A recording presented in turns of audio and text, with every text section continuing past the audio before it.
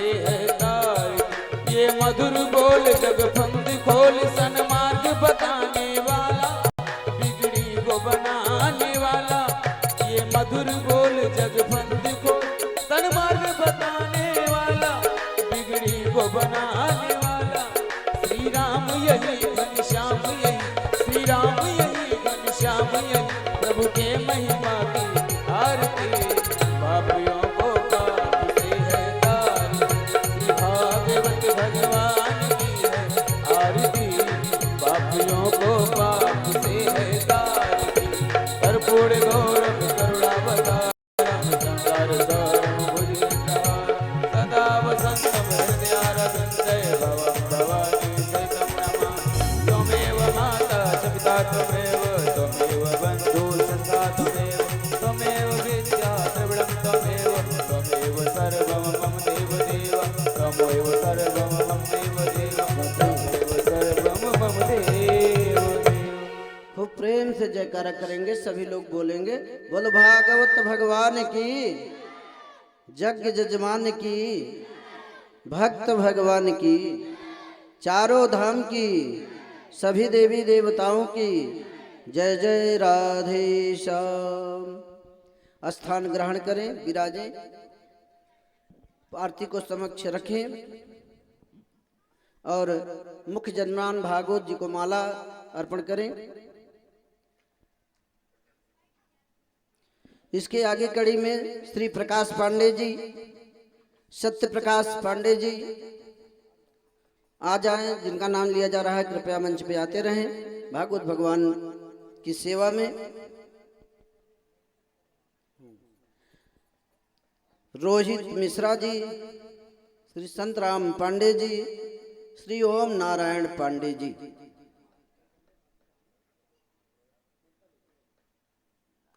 ताली बजा दें सभी लोग भगवान की पूजा में माला अर्पण। ताली जरूर बजा दिया करें।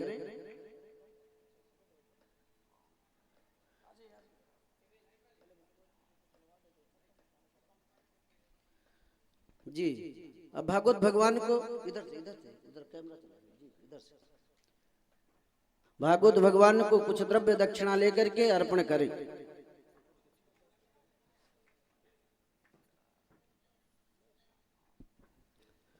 हरिओम। आगे श्री प्रकाश पांडे जी आए।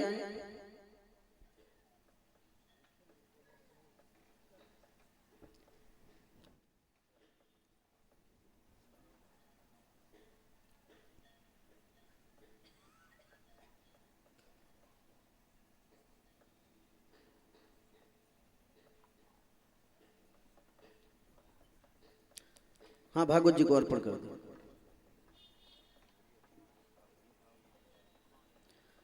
ताली भैया जरूर बजा दिया करें।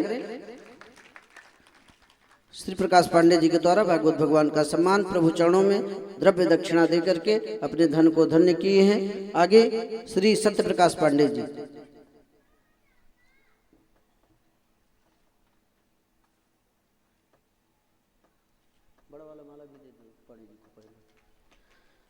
आप भागवत भगवान की सेवा करते हुए प्रभु चरणों में 500 रुपये देकर के अपने धन को धन्य किए हैं। कहते हैं वही धन धन्य होता है जो प्रभु के काम में आता है। हाँ दे दीजिए।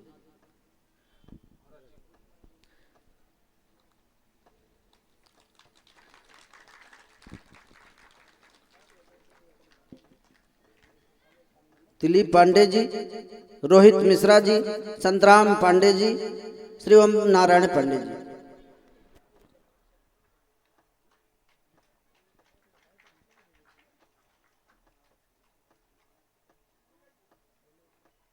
बोले हनुमान जी महाराज की, बोले बांके बिहारी लाल की, बोले सद्गुरुदेव भगवान की।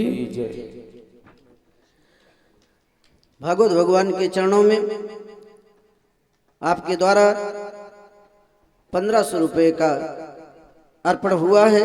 श्री भागवत भगवान भक्तजनों के जीवन में ऐसे भक्ति का प्रवाह करते रहें, क्योंकि भक्ति आती सब कुछ मिलता है। आपके द्वारा भी भागवत भगवान का सम्मान प्रभु चरणों में 101 रुपया देकर के अपने धन को धन्य किए हैं।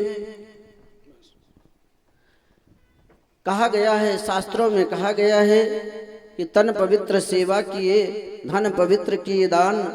हम चाहेंगे हमारे मुख्य जजमान अपना स्थान ग्रहण करें, जाएं, प्रेम से बैठे, कथा श्रवण करें। माला यहाँ रखा है, जो भी चाहें आ सकते हैं माल्यार्पण के लिए, अभी चाहे आरती के बाद में। तन पवित्र सेवा किए, धन पवित्र किए दान, मन पवित्र हरि भजन ते होय त्रिविध कल्याण। कहते हैं कि जब हम सेवा करते हैं तो हमारा तन पवित्र होता है। किसकी सेवा करें? कहा अपने माता पिता की सेवा करें, समाज की सेवा करें, गुरुदेव की सेवा करें। सेवा के बहुत प्रकल्प हैं। तो जब हम सेवा करेंगे, सेवा ही परमो धर्मा, सबसे सेवक धर्म कठोरा। कहते हैं सबसे कठिन सेवक का धर्म, मतलब सेवा धर्म ही सबसे कठिन है।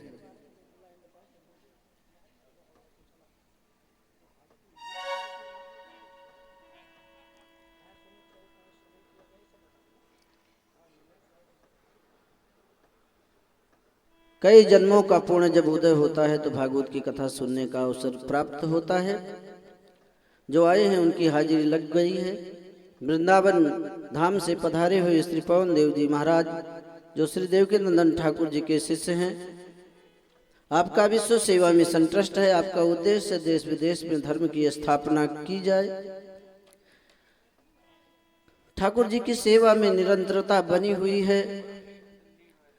हम चाहेंगे श्री महाराज जी से भक्तजनों को भागवती भागीरथी गंगा में अवगाहन कराएं, कथा श्रवण करा करके कृतार्थ करें। जय जय राधे, जय जय श्याम।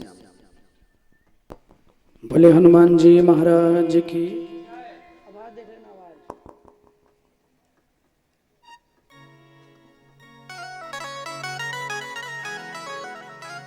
आइए भगवान के श्री चरणों में हम लोग प्रणाम करें। जो आ गए हैं उनका बहुत बहुत अभिनंदन है, स्वागत है। भगवान के सुंदर कथा पंडाल में आप सभी का हृदय से अभिनंदन। जो भी नहीं आए हैं उनसे निवेदन है, अपना कीमती समय निकालकर भगवान के सुंदर कथा महोत्सव में पधारें और प्रभु की सुंदर सी कथा को श्रवण कर अपने जीवन को धन्य बनाएं। एक बार भाव से जयकारा करेंगे।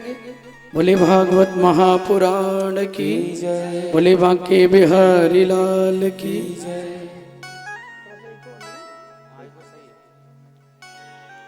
आइए दोनों हाथों को जोड़ें, अपने नेत्र बंद करें और आइए भगवत चरणों में हम लोग प्रणाम करें। हरि ओम।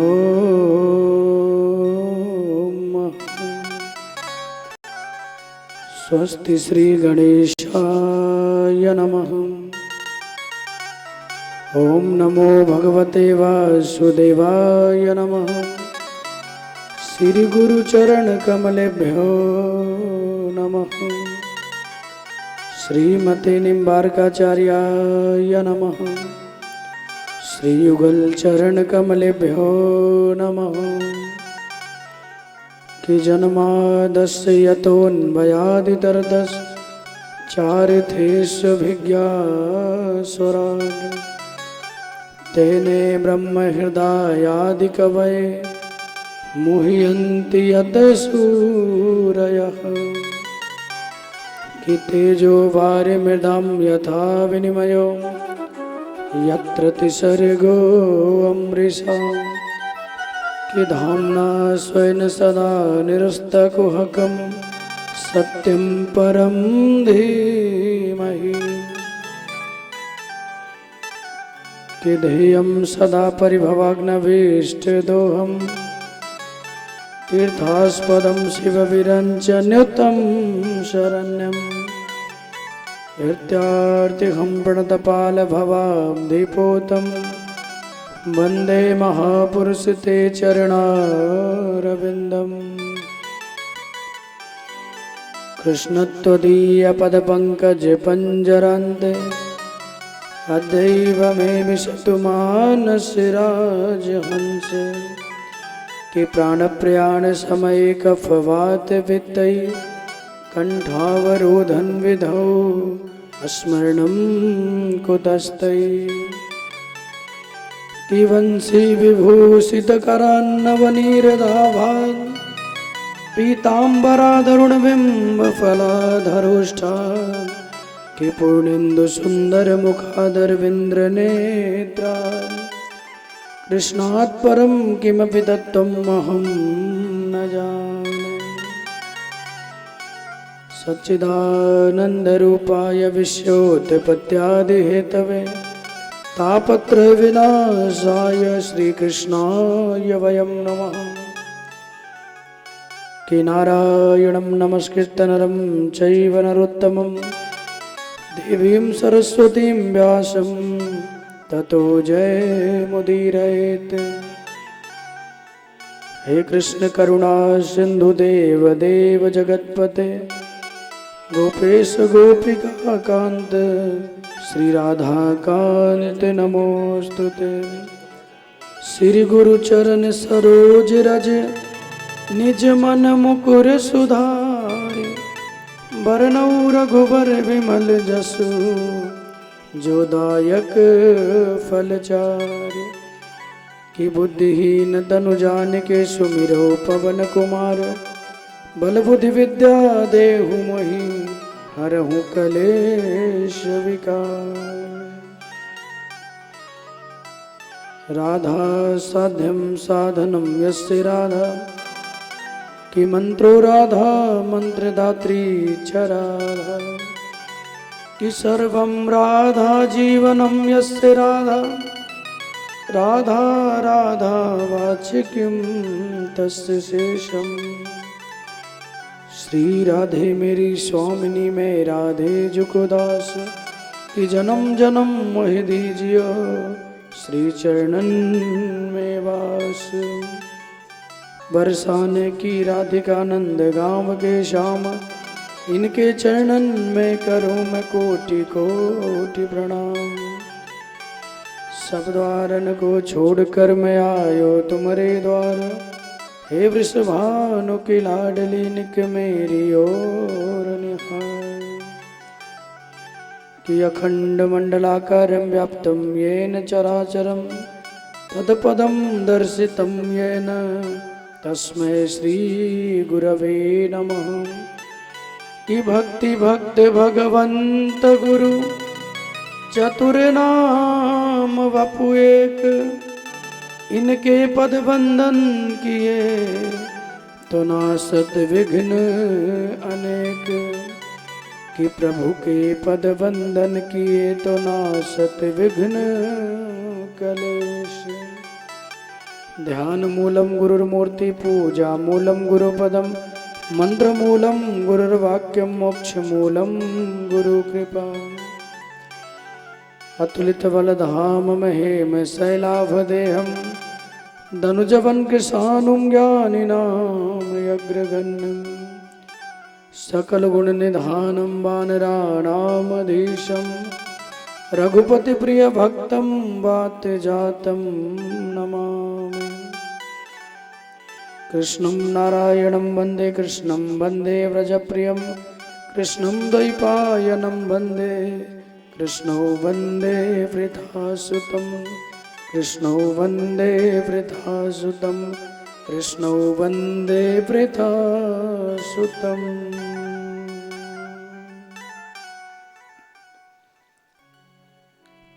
सर्वप्रथम मेरे आराध्य भगवान युगल सरकार के चरणों में मेरा कोटि कोटि नमन प्रणाम स्वीकार हो। उनसे निवेदन हो अपने व्यासपीठ को ग्रहण करें, अपना आशीर्वाद में प्रदान करें। उनके उपरांत परम श्रद्धेय सदगुरुदेव भगवान के चरणों में कोटि कोटि नमन, वो भी अपना स्थान ले, अपना आशीर्वाद बनाए। नगर देवता, स्थान देवता, ग्रामीण देवता, वास्तु देवता, इन सभी के चरणों में बार बार प्रणाम है, भी अपना स्थान ले, अपना आशीर्वाद बनाए। आए हुए पधारे हुए भक्तों के हृदय में विराजमान मेरे सर्वेश्वर भगवान को कोटि कोटि नमन, वो भी अपना स्थान लें। और जो यहाँ भगवान की सुंदर सी कथा को सुनने के लिए पधारे हैं, उन सभी प्रभु प्रेमियों को मेरा प्यार भरा राधे राधे। आइए प्रभु के पावन सुंदर से लीलाओं का आनंद लें। आज पहला दिन है, एक सुंदर सा भाव गाते हुए कथा को प्रारंभ करें। जितने लोग यहाँ आए हैं मैं आप सभी से चाहूँगा आप सब मिलके मेरे साथ गाइएगा, क्योंकि आप गाएंगे तो आपको भी आनंद आएगा। तो प्रभु के इस पावन नाम में हम सब मिलके बड़े भाव और बड़े प्रेम से प्रभु के चरणों में अपनी हाजिरी लगाएं और आइए बड़े भाव से गाएं। बोले बाके बिहारी लाल की जय, बोले सदगुरुदेव भगवान की जय हो। तू है मोहन मेरा मैं दीवाना तेरा, तू है मोहन मेरा मैं दीवाना तेरा, तू है मोहन मेरा मैं दीवाना तेरा, ओ तू है मोहन मेरा मैं दीवाना तेरा, तू है मोहन मेरा मैं दीवाना तेरा। ओ चरणों से लगाना तेरा काम है, चरणों से लगाना तेरा काम है। ओ मेरी बिगड़ी बनाना तेरा काम है, मेरी बिगड़ी बनाना तेरा काम है। ओ तू है मोहन मेरा मैं दीवाना तेरा, तू है मोहन मेरा मैं दीवाना तेरा, ओ तू है मोहन मेरा मैं दीवाना तेरा, तू है मोहन मेरा मैं दीवाना तेरा। ओ चरणों से लगाना तेरा काम है, चरणों से लगाना तेरा काम है।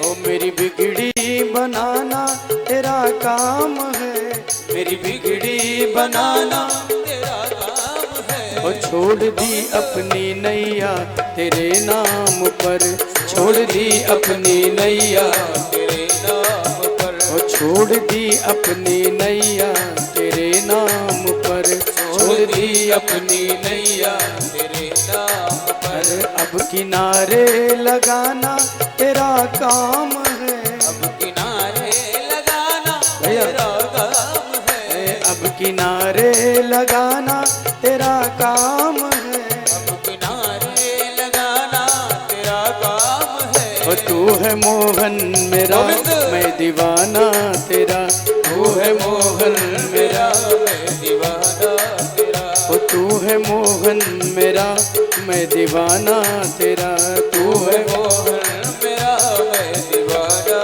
ऐसे नहीं, दोनों हाथ उठा के प्रेम और भाव से ताली सेवा करते हुए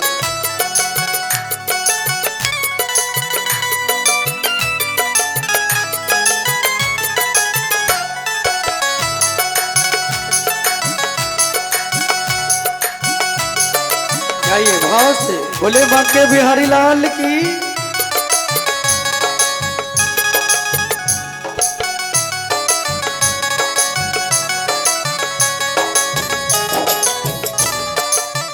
सामने साउंड में साउंड।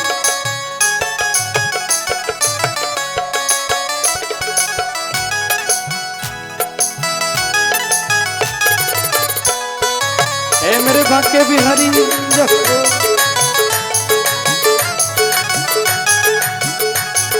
राधे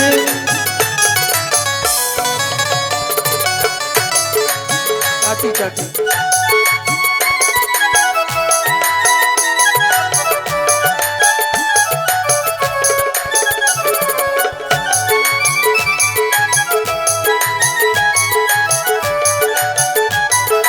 आइए प्रेम और भाव से झूमते हुए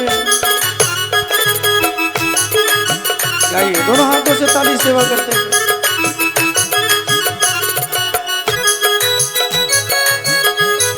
गाइए भाव से।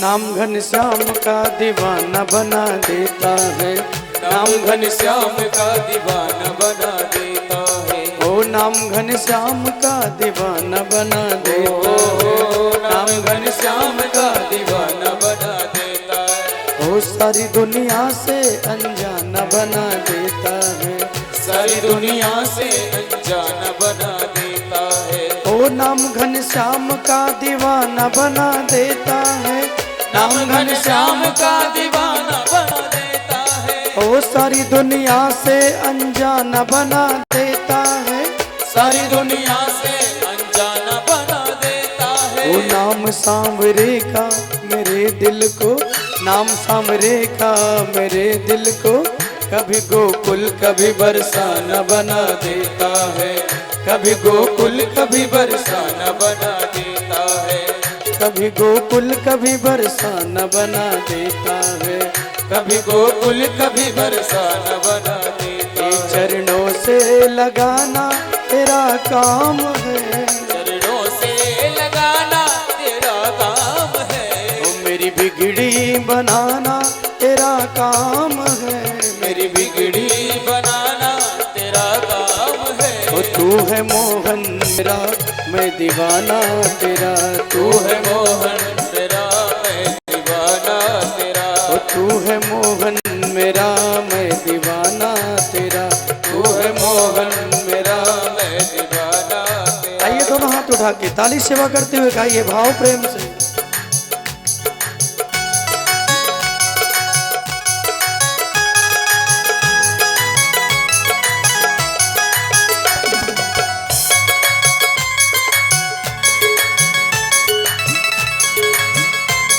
श्री राधे जय हो।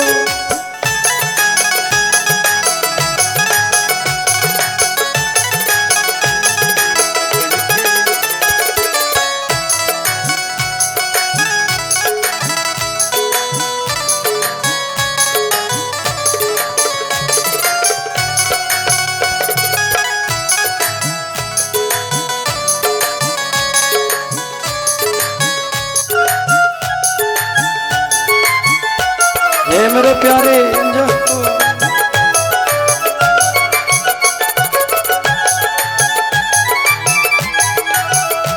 गाइए भाव और प्रेम से।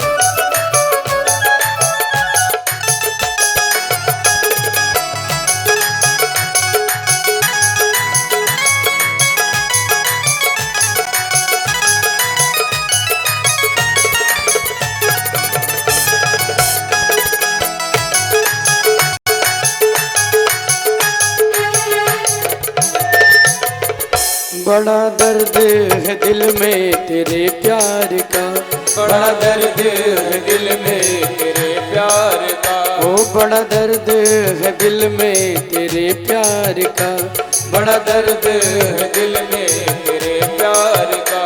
कैसे दीदार हो प्यार दिलदार का, कैसे दीदार हो प्यार दिलदार का। ओ कैसे दीदार हो प्यार दिलदार का, कैसे दीदार हो प्यार दिलदार का। ओ बड़ा दर्द है दिल में तेरे प्यार का, बड़ा दर्द है दिल में तेरे प्यार का। ओ कैसे दीदार हो सांवरे सरकार का, कैसे दीदार हो सांवरे सरकार का। कैसे दीदार हो सांवरे सरकार का, कैसे दीदार हो सांवरे सरकार का। ऐसी राहों पे चलाना तेरा काम है, ऐसी राहों पे चलाना तेरा काम है। ऐ मेरी बिगड़ी बनाना तेरा काम है, मेरी बिगड़ी बनाना तेरा काम है। ओ तू है मोहन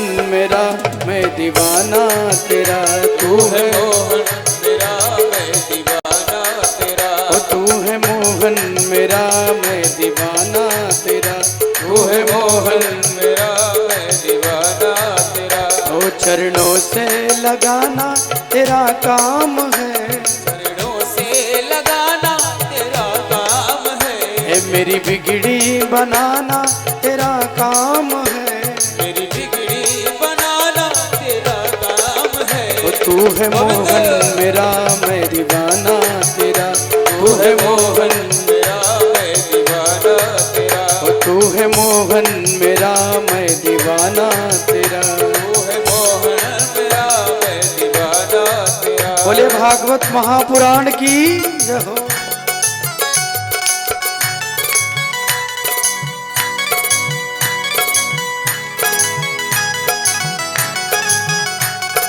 गाइए प्रेम और भाव से।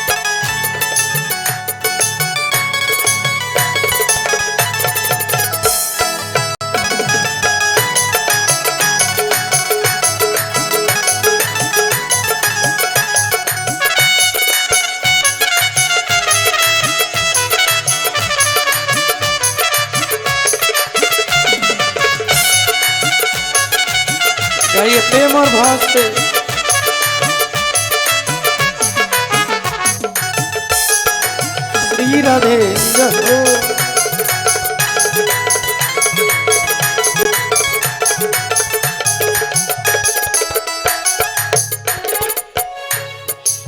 ओ तू है मोहन मेरा मैं दीवाना तेरा, तू है मोहन मेरा मैं दीवाना तेरा, ओ तू है मोहन मेरा मैं दीवाना तेरा, तू है मोहन मेरा मैं दीवाना तेरा।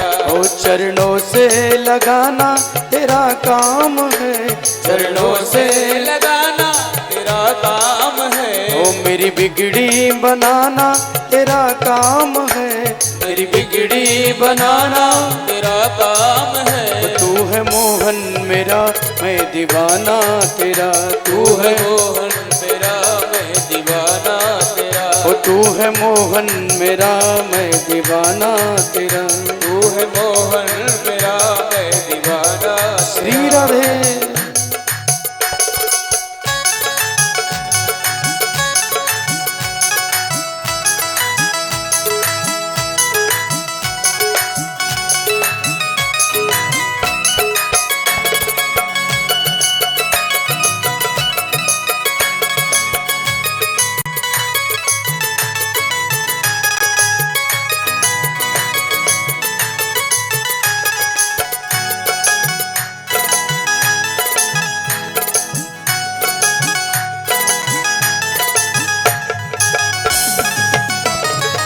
हे मेरे बाके बिहारी जय।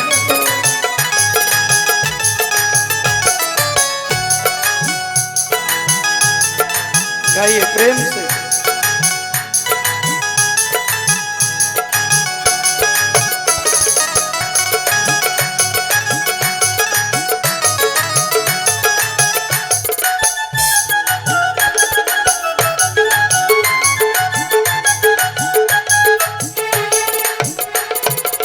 हो मैंने तुमको भुलाया गुनहगार हूँ, मैंने तुमको बुलाया गुनहगार हूँ, हो कैसे मुख को दिखाऊं शर्मसार हूँ, कैसे मुख को दिखाऊं शर्मसार हूँ। हो मैंने तुमको भुलाया गुनहगार हूँ, मैंने तुमको बुलाया गुनहगार हूँ, हो कैसे मुख को दिखाऊं शर्मसार हूँ, कैसे मुख को दिखाऊं शर्मसार हूँ। अब दवा तो पिलाना तेरा काम है, अब दवा तो पिलाना तेरा काम है, मुझे भक्ति में लगाना तेरा काम है, मुझे भक्ति में लगाना प्यारे तेरा काम है। तो तू है मोहन मेरा मैं दीवाना तेरा, तू है मोहन मेरा मैं दीवाना तेरा, ओ तू है मोहन मेरा मैं दीवाना तेरा, तू है मोहन मेरा मैं दीवाना तेरा, ओ तू है मोहन मेरा मैं दीवाना तेरा, तू है मोहन मेरा मैं दीवाना तेरा। ओ चरणों से लगाना तेरा काम है, चरणों से लगाना तेरा काम है, मेरी बिगड़ी बनाना तेरा काम है, मेरी बिगड़ी बनाना तेरा काम है। और तू है मोहन मेरा मैं दीवाना तेरा, तू है मोहन मेरा मैं दीवाना तेरा, और तू है मोहन मेरा मैं दीवाना तेरा, तू है मोहन मेरा मैं दीवाना तेरा, और तू है मोहन मेरा मैं दीवाना तेरा। तू है मोहन मेरा मैं दीवाना तेरा।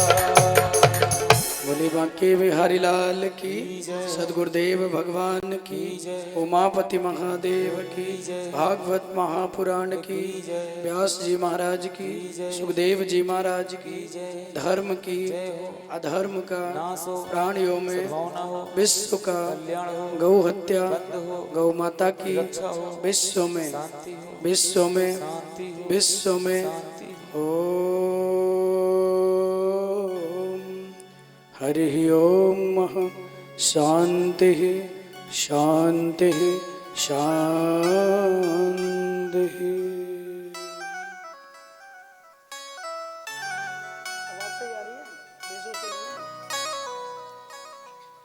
परम मंगल में श्रीमद् भागवत महापुराण, जिनकी पावन सुंदर महिमा को वेदों ने गाया, जिनकी सुंदर महिमा को पुराणों ने गाया, ऐसे परम सुंदर भगवान राधा माधव सरकार का जो वांगमय स्वरूप है वो प्रत्यक्ष आज हमारे बीच में भागवत के ही समान है। तेनहि वांगई मूर्ति प्रत्यक्षा कृष्ण एवहि एतस्माद् परम किंचित मनः शुद्धि न विद्यते। मन की शुद्धि के लिए भागवत से बड़ा और कोई साधन नहीं है। कई लोग के मन में ये चीज होती है ना कि मन कैसे पवित्र होगा, मन पूजा में नहीं लगता, मन भक्ति में नहीं लगता, मन भगवान की आराधना में नहीं लगता। तो एतस्माद् परम किंचित मनः शुद्धि न विद्यते। मन की शुद्धि के लिए भैया भागवत से बड़ा कोई साधन नहीं है। मन शुद्ध होगा केवल भगवत नाम से। जब तक वाणी भगवान के नाम को नहीं गाएगी, जब तक वाणी प्रभु के नाम का स्मरण नहीं करेगी, तब तक मन पवित्र नहीं होता। तन पवित्र सेवा किए और धन पवित्र किए दान, और मन पवित्र हरि भजन से होई त्रिविध कल्याण। कि तन पवित्र सेवा किए और धन पवित्र किए दान, मन पवित्र हरि भजन से होई त्रिविध कल्याण। तन पवित्र सेवा किए, संतों ने कहा हम किसी की सेवा करते हैं तो हमारा शरीर निर्मल हो जाता है, शरीर पवित्र हो जाता है। और धन पवित्र किए दान, बोले धन की पवित्रता है सत्कर्मों में लगाने से। हम दान करें, पुण्य करें, सत्कर्मों में धन को लगाएं तो धन पवित्र होता है। और मन पवित्र का एक ही साधन है, मन पवित्र हरि भजन से। जब तक भगवान का नाम वाणी उच्चारण नहीं करेगी, जब तक ईश्वर का नाम गायन नहीं होगा, तब तक मन पवित्र नहीं होगा। मन पवित्र हरि भजन से, इसलिए भगवान का भजन आवश्यक है। और कलयुग में तो केवल एक ही साधन है, नाम संकीर्तनम यस्य सर्व पाप प्रणाशनम, प्रणामो दुख समनस्तम, नमामिम हरिम परम। कलयुग में वेद व्यास जी कहते हैं नाम संकीर्तनम यस्य, जो जितना भगवान के नाम को गाएगा उतना भगवान के नजदीक चला जाएगा। गोस्वामी जी भी यही कहते हैं, कलयुग केवल नाम आधारा। सतयुग में, त्रेता में, द्वापर में हजारों सालों तक भगवान की आराधना होती थी, भगवान का नाम लिया जाता था। लोग हजारों साल तक तपस्या करते थे, लोग समाधि में बैठ जाते थे। लेकिन क्या कलयुग में वो संभव है? क्या कलयुग में संभव है कि हजारों साल कोई समाधि में बैठे? यहाँ तो महाराज 5 मिनट भी मन नहीं लगता सब पूजा में। यहाँ आरती कर रहे हैं, वहां मन कहीं और ही चला जाता है। मन बड़ा चंचल है भैया, और मन से ज्यादा तेज चलने वाली कोई वस्तु नहीं है। आप बैठे हैं फूलपुर में और मन चला गया मुंबई, आप पहुंच गए मुंबई। अब इतनी जल्दी कोई आपको लेके जा पाएगा मुंबई? तो मन की जो गति है वो बहुत तीव्र है। इसीलिए कहते हैं मन को साधना। और सधेगा कैसे? बोले जितना जप करेंगे, जितना ध्यान लगाएंगे, जितना प्रभु की कथाओं का आनंद लेंगे, उतना मन आपका सधेगा। और जब मन सधेगा तभी भक्ति में आपका मन लगेगा। जब तक मन एकाग्र नहीं होगा, एतस्माद् परम किंचित, जब तक मन एकाग्र नहीं होगा तब तक भक्ति में मन भी नहीं लगेगा। एकाग्र मन के द्वारा भगवान की आराधना होती है। तो ऐसे श्रीमद् भागवत का हम लोग श्रवण कर रहे हैं। 10 अध्याय जो भागवत जी के हैं वो स्कंद पुराण और पद्म पुराण से लिए गए, क्योंकि भागवत ने महिमा का गायन स्वयं नहीं किया। महात्म के जो 10 अध्याय हैं वो 5 स्कंद पुराण के हैं और 5 पद्म पुराण के। तो ये महात्म बड़ा सुंदर है, इसको सब लोग ध्यान से सुनेगा। भागवत के महात्म में पहला सुंदर श्लोक आता है, सच्चिदानंद रूपाय विश्योत्पत्त्यादि हेतवे तापत्रय विनाशाय श्री कृष्णाय वयं नुमः। ये पहला श्लोक है, सच्चिदानंद रूपाय। बोले भगवान कैसे हैं? बोले सतचित घन आनंद के स्वरूप हैं भगवान। सत माने जो कभी मिटे ना, जिसकी महिमा तीनों कालों में विराजमान रहे, उसे सत कहते हैं। सत माने अखंड, जो कभी मिटता नहीं है, वो है सत। चित्त माने हमारा हृदय। दुनिया की कितनी बुराइयों को सुन सुन के हमारे हृदय में कितनी अपवित्रता हो गई, कितना मैल हो गया, हृदय जो है अपवित्र हो गया। इसलिए उस अपने भक्ति के ज्ञान सरोवर के द्वारा भगवान उस अज्ञानता को मिटाएं और हमारे भी हृदय में ज्ञान का दीप जलाएं। हमारा चित्त भगवान की भक्ति से भरा हो, भगवान की भक्ति से प्रकाशवान हो। और घन आनंद, जिनका नाम ही लेने से जीवन में आनंद आता है, ऐसे सच्चिदानंद जो अखंड है और जिनका नाम हमारे जीवन में खुशियां लाता है, संपत्ति लाता है और हमारी विपत्तियों को दूर करता है, ऐसे हमारे प्रभु। पहले श्लोक में भगवान सच्चिदानंद के स्वरूपों का वर्णन किया गया। भगवान करते क्या है, उनका नाम क्या है, उनकी महिमा क्या है, उनका गुण क्या है। तो जो सतचित घन आनंद के स्वरूप परमात्मा है, जिनको सच्चिदानंद कहते हैं, वो करते क्या है? विश्योत्पत्त्यादि हेतवे, विश्योत उत्पत्त्यादि हेतवे, जो दुनिया को बनाते हैं, दुनिया का पालन करते हैं और समय पूरा हुआ तो दुनिया का संहार भी कर देते हैं। यानी ब्रह्मा, नारायण और महादेव के रूप में सृष्टि का पालन करते हैं। तो विश्योत उत्पत्त्यादि हेतवे, जिन्होंने दुनिया को बनाया, दुनिया का पालन किया और समय पूरा हुआ तो संहार भी कर दिया। इनके शरण में आने पे क्या होगा? तापत्रय विनाशाय श्री कृष्णाय वयं नुमः। 3 प्रकार के जीवन में दुख होते हैं, दैहिक, दैविक, भौतिक, तापा। कोई भैया शरीर की पीड़ा से दुखी है, कोई मन की पीड़ा से दुखी है, किसी को भगवान ने कोई दंड दिया है तो दुखी है। जजमान जी, कोई ना कोई दुख दुनिया में सबको है, सुखी कोई नहीं है। हमको ये लगता है कि सामने वाला सुखी है, लेकिन सच पूछे तो वो भी किसी न किसी कारण से दुखी है। बोले तो इंद्र सुखी होंगे, बोले इंद्र को भी सुख नहीं है।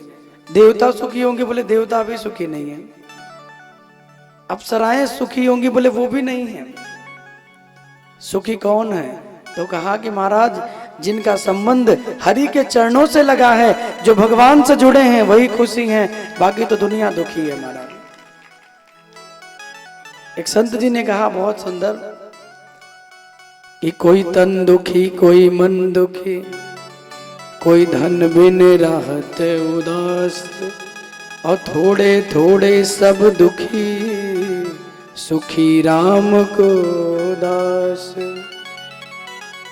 कि कोई तन दुखी, कोई मन दुखी, कोई धन बिन राहत उदास, और थोड़े थोड़े सब दुखी, सुखी राम को दास।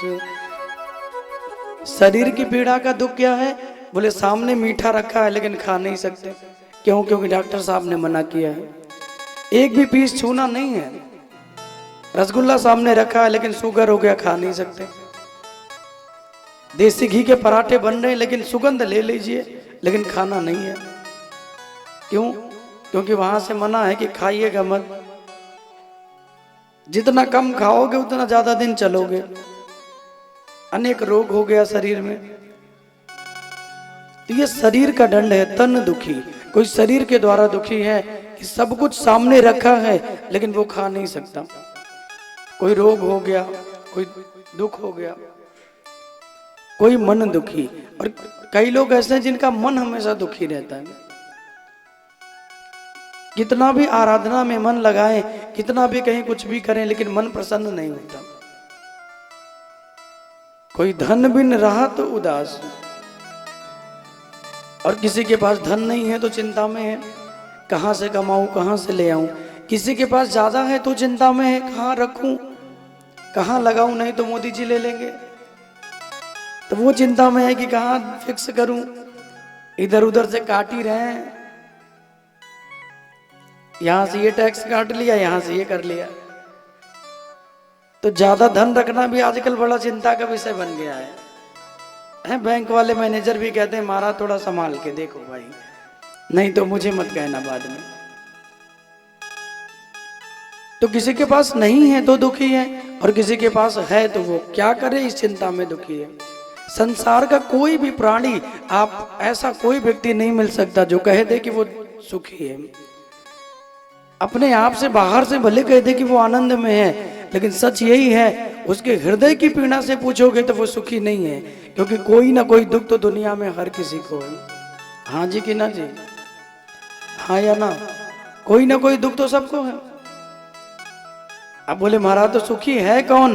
बोले सुखी वही है जिनका संबंध प्रभु के चरणों से हो गया है, उनसे ज्यादा सुखी कोई नहीं है। सुखी राम को दास, प्रभु के दास बन जाइए, श्याम सुंदर के भक्त बन जाइए, आपको भी आनंद मिलेगा, आपको भी प्रसन्नता मिलेगी भैया। तो ऐसे भगवान जो सच्चिदानंद हैं, दुनिया को बनाते हैं, पालन करते हैं, जितने भी जीवन के दुख हैं उनको दूर करते हैं। इसलिए वेद व्यास जी ने भगवान के चरणों में प्रणाम किया, श्री कृष्णाय वयम नमः। लेकिन देखिए, अकेले केवल भगवान के चरणों में प्रणाम नहीं किया, श्री कृष्णाय वयम नमः। जब तक राधा रानी को प्रणाम न किया जाए तब तक ठाकुर जी को प्रणाम करने का फल नहीं मिलता भैया। इसलिए वेद व्यास जी कहते हैं श्री, श्री माने कौन? श्री माने राधा रानी। जिन राधा रानी के बिना भागवत पूरी नहीं होती है, उन राधा रानी का नाम भागवत जी में कहीं नहीं आया। पूरी भागवत में राधा जी का नाम ही नहीं है। क्यों नहीं है? क्योंकि सुखदेव जी राधा जी को अपना गुरु मानते हैं, और एक बार भी राधा का नाम ले लेते हैं तो उनको समाधि लग जाती है। तो सुखदेव जी को लगा कि कहीं परीक्षित जी को कथा सुनाने बैठा और राधा जी का नाम उच्चारण हो गया और मुझे समाधि में मैं चला गया तो उनका कल्याण कौन करेगा? इसलिए सुखदेव जी राधा नाम उच्चारण नहीं करते, और वेद व्यास जी ने इसलिए राधा जी का नाम लिखा ही नहीं है। बोले जहां जहां पे श्री आया है, श्री माने लक्ष्मी जी, श्री माने राधा रानी, श्री माने किशोरी जी, श्री कृष्णाय वयम नमः। श्री माने राधा रानी। वेद व्यास जी कहते हैं राधा के साथ भगवान कृष्ण को प्रणाम करता हूं। बोले राधा कृष्ण भगवान की। प्रणाम किया। देखो जयकारा बहुत धीरे नहीं बोलना चाहिए, ज्यादा धीरे बोलोगे तो ठंडी लग जाएगी, जोर से बोलोगे तो थोड़ी गर्मी भी आएगी। बोले राधा कृष्ण भगवान की जी। देखो थोड़ी सी गर्मी आ गई होगी ना, ठंडी गई। जितनी मेहनत करोगे तालियां बजाने में, जय बोलने में, तो ठंडी कम लगेगी। तो ऐसे भगवान के सुंदर चरित्रों का वर्णन भागवत जी में किया। नैमिषारण्य का वो पावन क्षेत्र है जहां पे 88,000 सौनक आदि महात्मा विचरण कर रहे हैं। सोच रहे हैं कि सतयुग त्रेता द्वापर में तो ठीक है, लेकिन कलयुग में भक्तों का कल्याण कैसे होगा? बड़ी चिंता में हैं, भ्रमण करने लगे। करते करते पहुंचे ब्रह्मा जी के पास, निवेदन किया कि प्रभु कलयुग के भक्तों का कल्याण कैसे होगा? तो उन्होंने कहा कि जाइए भगवान नारायण के शरण में, वो आपको कोई ना कोई मार्ग जरूर बताएंगे। और वहां से सारे संत महात्मा, पूरा साधु समाज जाके पहुंचा भगवान नारायण के पास। नारायण के चरणों में प्रणाम किया और कहा कि प्रभु मुझे कोई ऐसा स्थान बताइए जहां हम बैठ के भगवान का भजन करें। क्या दुनिया में कोई ऐसा स्थान है जहां पे हम बैठ के प्रभु का भजन कर सके, जहां पे हम बैठ के भगवान का नाम लें? ऐसा कोई दुनिया में स्थान हो तो मुझे बताइए। इनकी वाणी को सुनकर भगवान नारायण कहते हैं कि देखो भैया, एक नैमिष का जो पावन क्षेत्र है वो इतना सुंदर है, उस नैमिषारण्य क्षेत्र में तुम जाओ और वहीं पे बैठ के भगवान का भजन करो। नैमिषारण्य की स्थापना भी भगवान ने कराई है, क्योंकि जब देवताओं को नैमिषारण्य का पता नहीं था कि ये कोई तीर्थ है, तो उससे पूर्व भगवान ने उनको अपना चक्र दे दिया।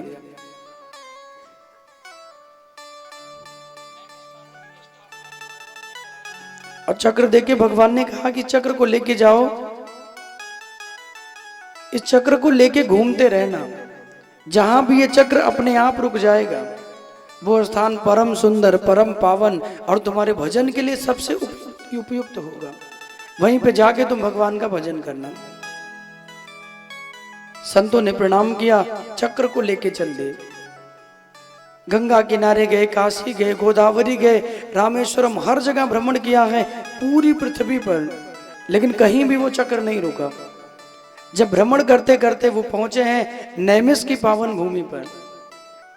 लखनऊ से आगे चलेंगे सीतापुर, सीतापुर से आगे चलेंगे तो 30-35 किलोमीटर पे बड़ा सुंदर और बड़ा पावन स्थान है। आप लोग गए होंगे, दर्शन किया होगा। नैमिषारण्य का तीर्थ वर नैमिष विख्याता, तीर्थों में श्रेष्ठ है महाराज। और जहां आज भी हजारों हजार महात्मा बैठकर भगवान का नाम भजते रहते हैं। उनका नाम लेते रहते हैं। लेके चक्र को चल दिए, कहीं भी चक्र रुका नहीं, लेकिन जब नैमिष की भूमि पर पहुंचे हैं तो चक्र अपने आप शांत हो गया। और जब चक्र रुका और जितनी परिधि में वो चक्र ने परिक्रमा लगाई है, उतने स्थान को नैमिषारण्य धाम का नाम दिया गया। बोले नैमिषारण्य धाम की जय। वो नैमिष की पावन भूमि हो गई। कहते हैं आज भी बड़े बड़े साधु संत महात्मा वहां बैठ के भजन करते हैं, और कहते हैं कलयुग का वहां प्रवेश नहीं होता। पवित्र पावन भूमि है। जितने भी देवता हैं, जितनी दूर में चक्र घूमा है, वहीं बैठ के भगवान का भजन करने लगे। और जब प्रभु का भजन प्रारंभ हुआ तो समय बीतने लगा। एक दिन चिंता में बैठे थे, कोई ऐसा गुरु, कोई ऐसा संत मिले जो हमें आगे का मार्ग बताए। वो विचार ही कर रहे थे कि उनकी सभा में सूत जी महाराज का आगमन हुआ। और जब सूत जी महाराज का आगमन हुआ तो संतों ने खड़े होकर उनको प्रणाम किया। देखिए हमारे यहाँ नियम है, कोई गुरु, कोई ब्राह्मण, कोई संत आते हैं तो हमारा नियम है कि हम उनको खड़े होकर प्रणाम करें, अभिवादन करें। सबसे उच्च जो प्रणाम करने की विधि है वो है साष्टांग प्रणाम। एक तो होता हाथ जोड़ के प्रणाम कर लिया, एक होता चरण छू के, एक होता धरती पर सीधे लेट गए, जैसे कोई रस्सी पड़ी हो, कोई डंडा पड़ा हो, ऐसे दंड की भांति लेट गए और लेट के प्रणाम किया। इसे कहते हैं साष्टांग प्रणाम। तो ये प्रणाम सबसे उत्तम है, उसी प्रणाम का हमें फल मिलता है भैया। सूत जी आए तो पूरे 88,000 महात्माओं ने खड़े होकर सूत जी को प्रणाम किया। एक सुंदर सा आसन दिया और आसन लगा के दोनों हाथ जोड़ के बड़ा सुंदर भाव किया है। ये अज्ञान ध्वांत विध्वंस कोटि सूर्य समप्रभा सूताख्या ही कथा सारम मम कर्ण रसायनम। सूताख्या ही कथा सारम मम कर्ण रसायनम। सूताख्या ही कथा सारम मम कर्ण रसायनम। संतों ने हाथ जोड़ के कहा कि प्रभु आपका जो ज्ञान है ना वो करोड़ों सूर्यों के समान है। अज्ञान ध्वांत विध्वंस कोटि सूर्य समप्रभा। अपने करोड़ों सूर्यों के ज्ञान के द्वारा हमारे अज्ञान को मिटाइए। और भगवान की ऐसी सुंदर कथा मुझे सुनाइए जिससे सुनकर मेरे कर्णों में आनंद आ जाए, मेरे कान पवित्र हो जाए। फिर थोड़ी देर बाद ध्यान आया तो कहा कि भगवान की कथा तो बहुत लंबी चौड़ी होती है। कलयुग के जीवों के पास भैया इतना समय नहीं है कि वो भगवान की कथा महीनों सालों तक बैठ के सुने। बोले फिर, बोले कथा सारम मम कर्ण रसायनम। भगवान की कथा का सार मुझे सुना दीजिए।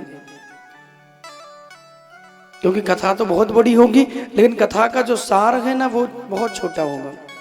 तो कथा के सार को मुझे सुनाइए, मुझे भगवान की कथा के सार को सुनना है।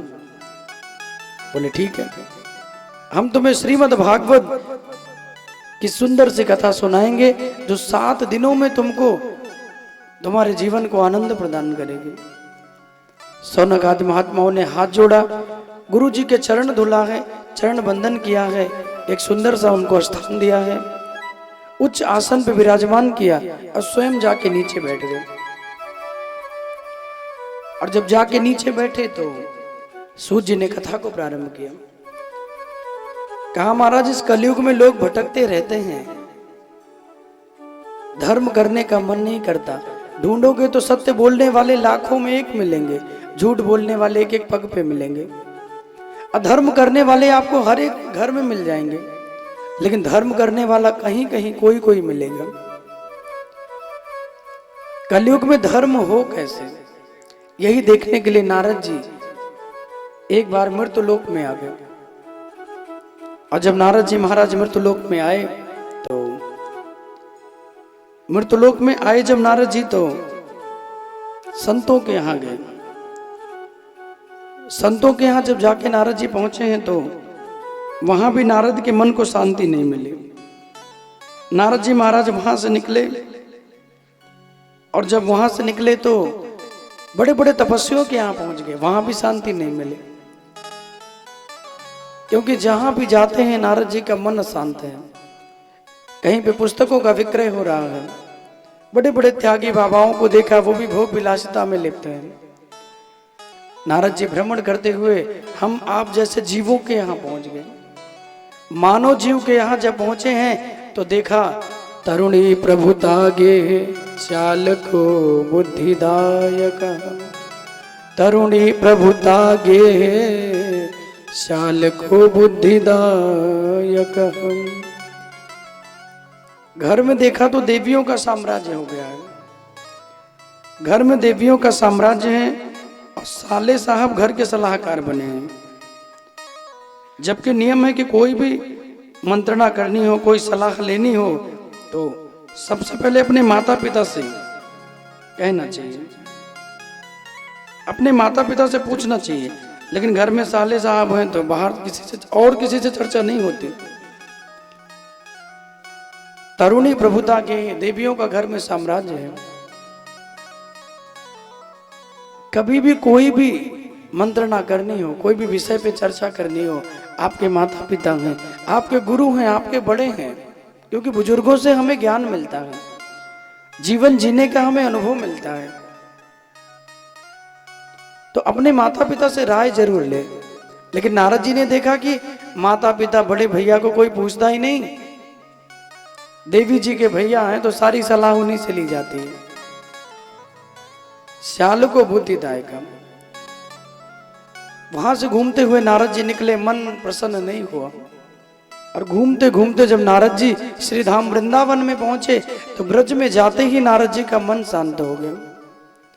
क्योंकि वृंदावन जैसी पवित्र भूमि भैया दुनिया में और कोई नहीं है।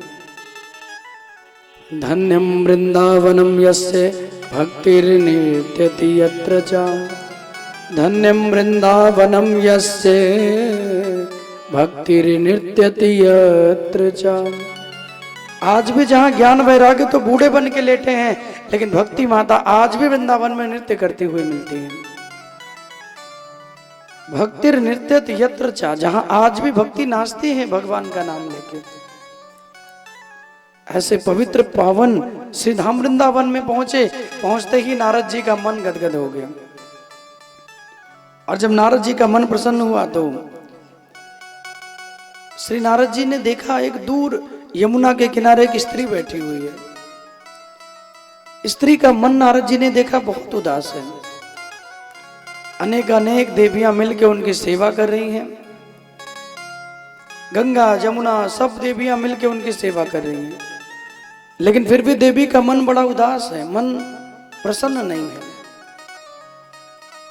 नारद जी को लगा कि मुझे जाके पूछना चाहिए क्या हुआ।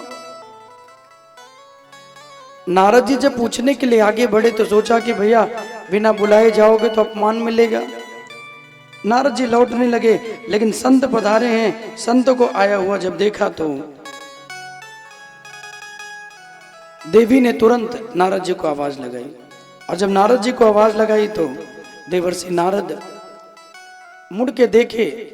भो भो साधो क्षणम तिष्ठ मम चिंता मपि नाशय, दर्शनम तव लोकस्य सर्वथा अघहरम परम। कि भो भो साधो क्षणम तिष्ठ मम चिंता मपि नाशय, दर्शनम तव लोकस्य सर्वथा अघहरम परम। एक बार नहीं, दो बार। भो भो साधो, हे महाराज मेरे पास हो, 1 मिनट के लिए सुन लीजिए, क्योंकि संतों का क्षण बड़ा बहुमूल्य है। इसलिए देवी ने कहा मैं ज्यादा समय नहीं लूंगी। क्षणम तिष्ठ, ज्यादा समय ना हो तो कुछ पल के लिए आ जाइए। मम चिंता मपि नाशय, और मेरी चिंता का नाश कीजिए। नारद जी पहुंचे, देवी से बोले देवी कौन हो? इतनी इतनी देवियां मिलकर तुम्हारी सेवा कर रही हैं, फिर भी तुम्हारा मन प्रसन्न नहीं है। इतनी दुखी क्यों हो, इतनी चिंता में क्यों हो? तो उस देवी ने कहा कि नारद मुझे ऐसी कोई चिंता नहीं है। इन दोनों को देख रहे हो? बगल में देखा तो 2 बुढ़वा लेटे हैं। नारद ने कहा कि ये कौन है? तो देवी ने कहा ये दोनों मेरे बेटे हैं, एक का नाम है ज्ञान और एक का नाम है वैराग्य। श्री नारद जी कहते हैं मैया मैंने दुनिया में पहली बार सुना है किसी की माँ जवान बैठी हो और उसके बच्चे बूढ़े हो गए। आपने ऐसा कभी देखा है? माँ बूढ़ी होती है तो बच्चे जवान होते हैं। यहाँ तो माता जी चकाचक होके बैठी हैं, लेकिन बेटे बुढ़वा बन के लेटे हैं। नारद ने कहा मैया ये कैसा आश्चर्य है? तो भक्ति ने अपना परिचय दिया। अहम भक्ति रीति ख्याता इमौ में तनयौ मतौ, ज्ञान वैराग्य नामानो काल योगेन जर्जरौ। अहम भक्ति रीति ख्याता, मेरा नाम भक्ति देवी है। इमौ में तनयौ मतौ, ये दोनों मेरे बेटे हैं, एक का नाम है ज्ञान, दूसरे का वैराग्य। महाराज में समय के फेर से मैं भी बूढ़ी हो गई थी, लेकिन धन्य है श्री धाम वृंदावन, जहां आके मैं तो जवान हो गई, लेकिन मेरे बच्चे बूढ़े के बूढ़े ही रह गए। बोले भक्ति महारानी की। भक्ति ने कहा कि मैं तो यहाँ आके युवान हो गई, लेकिन मेरे बच्चे बूढ़े रह गए। यही तो मुझे चिंता है, यही तो मुझे कष्ट है। महाराज मैं बूढ़ी हो जाऊं तो चलेगा, लेकिन हमारे बच्चों को जवान कर दीजिए। पुत्र कहते हैं कुपुत्र हो जाए, लेकिन माँ कभी कुमाता नहीं होती। माँ का जो प्रेम है वो कभी बदलता नहीं है। माँ ने कहा मैं बूढ़ी हो जाऊं तो चलेगा, लेकिन मेरे बच्चों को जवान बना दीजिए। नारद जी ने कहा कि चिंता मत करो माँ। भक्ति ने कहा कि नारद मेरा परिचय है कि भगवान ने मुझे बनाया, लेकिन मैं पैदा कहाँ पे हुई? उत्पन्ना द्रविणे देशे वृद्धे कर्णाटकौ गता, क्वचिन क्वचिन महाराष्ट्रे गुजरात जीर्णतो गता। उत्पन्ना द्रविणे देशे, भक्ति ने कहा कि मैं पैदा हुई दक्षिण भारत में। आज भी आप देखिए तो भक्ति दक्षिण में आपको जितना जवान मिलेगी, हमारे यहाँ तो आते आते भक्ति बूढ़ी हो जाती है। जितना दक्षिण में जाओगे, दक्षिण भारत में आप जाके देखिए, आज भी भक्ति आपको युवान मिलेगी। छोटे छोटे बच्चे भी मिलेंगे, वो भी तिलक चंदन लगाए, माथे में तिलक है, गले में घंटी है, मुंह पे भगवान का नाम है।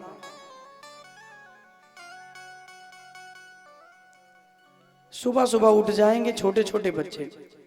हर किसी के घर के सामने आपको रंगोली बनी मिलेगी, हर किसी के घर के सामने। या हमारे यहाँ बच्चे क्या करते हैं? हमारे यहाँ बच्चे एक दूसरे पे मारपीट करते हैं, एक दूसरे को गालियां देते हैं, क्योंकि हमने उन्हें ऐसा संस्कार ही नहीं दिया। सुबह उठाया नहीं, तिलक लगाया नहीं, पूजा कभी कराई नहीं, आरती में कभी बिठाया नहीं। अच्छे कामों में हम लोग परिवार को, बच्चों को लेके नहीं जाते हैं। बुराई में जाना हो, मूवी देखने जाना हो, पूरे परिवार को लेके जाएंगे। 2 महीने का नेक्स्ट साल बोले वाको भी लेके चलो, वाके भी टिकट कटवा लेंगे, तू भी चल अपना काम बना के आ जा। लेकिन भक्ति के लिए जाना हो तो लोगों को लाखों बहाने हैं, एक नहीं लाख बहाने। किसी से कह दो कथा में आना है, पूजा में चलना है, तो लाखों बहाने लोग बनाते हैं।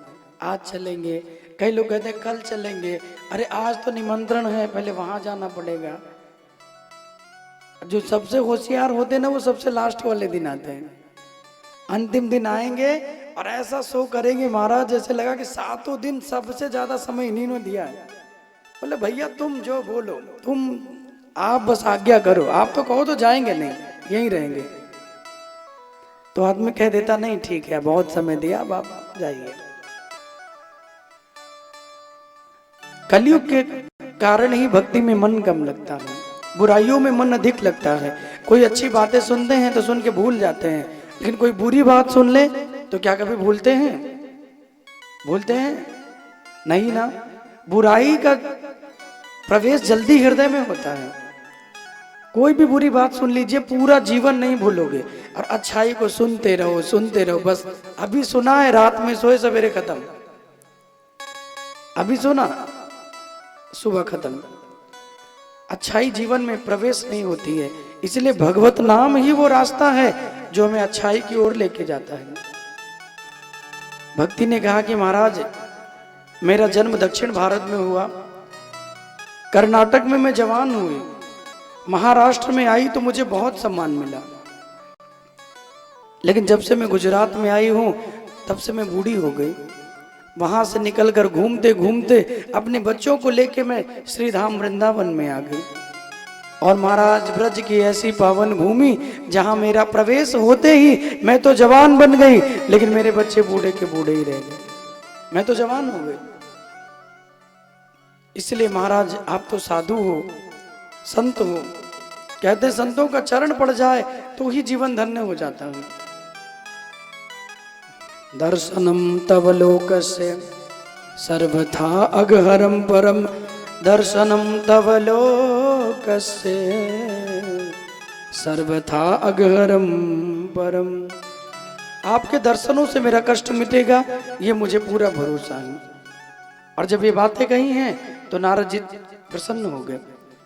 नारद ने कहा कि मां चिंता मत करो, तुम्हारे दुख को दूर करने का जो भी प्रयास मुझसे बनेगा वो मैं करूंगा, जो भी मुझसे बनेगा।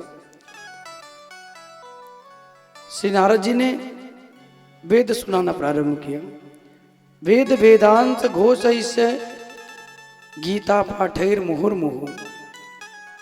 वेदों को सुनाया, पुराणों को सुनाया। वेद पुराणों को, उपनिषदों को सुन के भी उनके अंदर कोई चेतना नहीं हुई, कोई चेतना उनके अंदर आई ही नहीं महाराज। बाद में गीता के पाठ को सुनाया, गीता पाठैर मुहुर्मुहु। और जब गीता के पाठ को सुनाया है तो श्रीमद् भगवत गीता में इतनी शक्ति है महाराज, पुत्र दोनों जवान होने लगे, एक एक अंग सुंदर होने लगा, पूर्ण सुंदर हो गए। लेकिन जैसे गीता पूरी हुई वैसे गिरे और बूढ़े बन गए। जब तक गीता होती रही तब तक तो जवान रहे, लेकिन जैसे गीता पूर्ण हुई वैसे गिरे और बूढ़े बन गए। अब तो नारद जी को भी बड़ी चिंता हो गई। मैंने वेद सुनाया, मैंने पुराण सुनाए, मैंने उपनिषद सुनाए, फिर भी कोई काम नहीं बना, अब क्या करूं मैं? और कहते हैं तब नारद जी ने भक्ति को कहा कि देवी चिंता मत करो। उत्तर दिशा की ओर नारद जी निकले हैं। जहां उत्तर दिशा की ओर जब नारद बढ़े तो सनक सनंदन सनातन सनत कुमार मिल गए। ये ब्रह्मा जी के बेटे हैं, देखने में 5 वर्ष के लगते हैं, लेकिन हैं पिताओं के भी पिता। न जाने कितने ब्रह्मा चले गए, कितने इंद्र इनके सामने बदल गए, लेकिन ये हमेशा छोटे के छोटे ही रहते हैं। और इनका एक बहुत सुंदर नियम है, कोई सुनने वाला मिले तो 1 सुनाता है, 3 सुनता है, और कोई ना मिले तो भी 1 सुनाएंगे, 3 सुनेंगे, अगले दिन वो सुनाएंगे, वो 3 सुनेंगे। लेकिन नित्य भगवान की कथा को करते हैं। एक सुनाएगा, 3 बैठ के सुन लेंगे। कोई और मिल गया तो ये तो ठाकुर की कृपा है, उनको तो सुनाएंगे। छोटे क्यों रहते हैं? क्योंकि ब्रह्मा जी ने इनको श्राप दिया है। ब्रह्मा ने जब इनको बनाया तो कहा कि जाओ तुम चारों मिलके विवाह करो और सृष्टि के क्रम को आगे बढ़ाओ। तो चारों ने प्रणाम किया और चल दिए। और जब ये चारों जाने लगे तो रास्ते में मिल गए नारद जी। और नारद जी की एक विशेषता है, जिनको नारद मिलते हैं ना, उनको भगवान से मिलना एकदम कंफर्म हो जाता है। जिसको भी नारद मिले हैं, ध्रुव को मिले तो नारायण से दर्शन करवा दिया, प्रहलाद को मिले तो नरसिंह भगवान का दर्शन करा दिया, मीरा को मिले तो सामरिया सरकार का दर्शन करा दिया। जिनको भी नारद मिलते हैं भैया, उनको भगवत दर्शन हो जाता है। क्या बोलना पड़ेगा? राधे राधे। जिनको नारद मिलेंगे ना, उनको भगवान से मिलना पक्का हो गया। ये नारद जी की विशेषता है। वैसे लोग कहते हैं कि नारद जी बड़ा झगड़ा लगवाते हैं। गांव में लोग कहते हैं ना कि नारद जी तो बहुत झगड़ा लगवाते हैं। लेकिन नारद केवल झगड़ा नहीं लगाते, वो भगवान के मन है। जो प्रभु चाहते हैं नारद जी वैसा ही करते हैं। जहां मन से चाह लिया वहां नारद जी पहुंच गए। सूत जी महाराज कहते हैं कि ये चारों जा रहे थे तो नारद जी मिल गए। नारद ने कहा कि भैया कहाँ जा रहे हो? तो चारों ने कहा कि जा रहे हैं विवाह करने के लिए। मेरे पिता ने आज्ञा दी है, विवाह करो, क्रम को आगे बढ़ाओ। नारद ने कहा कि शादी करने? बोले हाँ। बोले विवाह तो एक बंधन है, अगर तुमने विवाह किया तो तुम्हारे जीवन में बंधन लग जाएगा, इसलिए विवाह मत करो, बंधनों से दूर रहो महाराज। बोले महाराज विवाह बंधन है? बोले हाँ। फिर क्या करूं? बोले नारद ने कहा कि मैं तुम्हें मंत्र दे रहा हूं, इस मंत्र को जाओ जपो, शादी विवाह में कुछ रखा नहीं है।